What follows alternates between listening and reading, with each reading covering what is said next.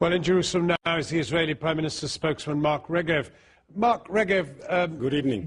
Good evening. The diplomatic relationship between Israel and Turkey has been very hard won. It's one in which many Israelis enjoy both commercial and tourist relations with Turkey, and you've now rewarded it by attacking a fleet of ships that's come from Turkey and killed Turkish nationals. That's a great way to win friends, isn't it? Yes, this is unfortunate indeed. Obviously, over the last few months, the relationship with Turkey has been, the atmosphere has been less positive than it was historically. We think that's regrettable. We'd like to have a much more positive relationship with Turkey, and we'd hope the Turkish government feels the same way about us. So you're going to apologize to them? For what? Killing their nationals.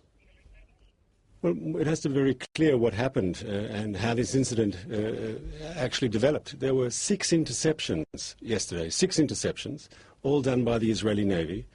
All 5 of them were done peacefully, without violence, without harm to soul, to people. In one place, unfortunately, the hardcore extremists on the boat, as your previous piece showed, used violence, and our soldiers who were in the operation had to defend themselves. They were under very, very serious threat. Their lives were under threat. They had to respond. In the last 48 hours, are you going to be treating the Rachel Corrie, which is on its way from Turkey even now as we speak?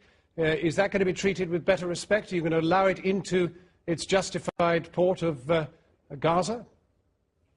Why justified? I mean, you raise a whole series of issues there, and I'd like to answer each one if I could. Well, if I could just follow up on that. I mean, the point is the United Nations, just about every world leader has told you to lift the illegal blockade on Gaza. And that's been asked for immediately by the Security Council. So, first of all, a blockade is a legitimate tool when you're in a conflict, and of course you know that we're in a conflict with that Hamas regime in Gaza. There's a state of conflict. The United Nations, according to the United Nations rules, a naval blockade is a totally legitimate form of international behavior. It even appears, I believe, in Article 47 of the United Nations Charter. To say that it's illegal, I don't know exactly what you're talking about. As to the sanctions on the Gaza Strip, they are a response to violence from Gaza into Israel. That's also a perfectly legal form of international behavior. Well, what are you going to do about the Rachel Corrie if it attempts to go in? What are you going to attempt to do to the Corrie?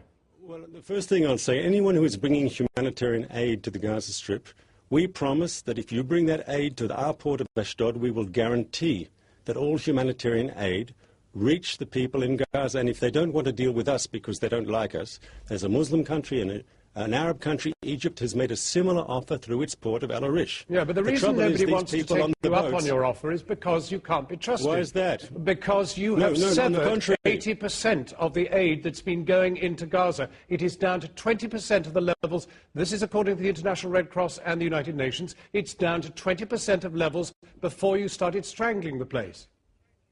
Let's be very clear here. They don't want us to take us up on the offers because they want to make a political statement to break the blockade. It's not because they don't believe the aid won't be delivered. And may I just explain to viewers why we need that blockade, if you'll allow me? It's clear that if that blockade did not exist, if we didn't have the naval blockade on the Gaza Strip, you'd have the inclusion into Gaza of very dangerous weapons and missiles from Iran, from Syria.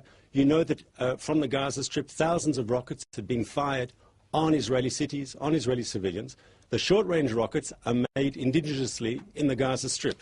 The longer ones, the more dangerous ones, those ones with the most powerful warheads, are military-range Grad rockets. They come, of course, from Syria, from Iran. Right. We have to check cargo going into the Gaza Strip. Let me ask you this then. If your allies, the Turks, and they are still technically allies, decide to accompany the next flotilla with a warship, what are you going to do? Because they're saying they're going to. Sort of hypothetical is, no, they are saying, they're actually saying, the Prime Minister said in Parliament today that the next flotilla will very likely be accompanied by a Turkish warship. What will you do? What will you do? I don't think this is serious. What will you do? Sir, I don't think it's serious. Of course it's serious. Of course it is serious. This is an incredibly serious situation. This could result in major warfare. The Turks are about to send warships. You're telling me the Turks are about to send warships to attack Israel? Well, why don't you get on the telephone and ask them? I don't know. Why don't you get on the telephone and ask them? I don't think it's serious. Don't ask me where you got this from. Don't ask me if I'm serious. Check with the Turks. Mark Regev, thanks for joining us. Thanks for joining us. And for more in-depth coverage on that story, including a list of all the Britain's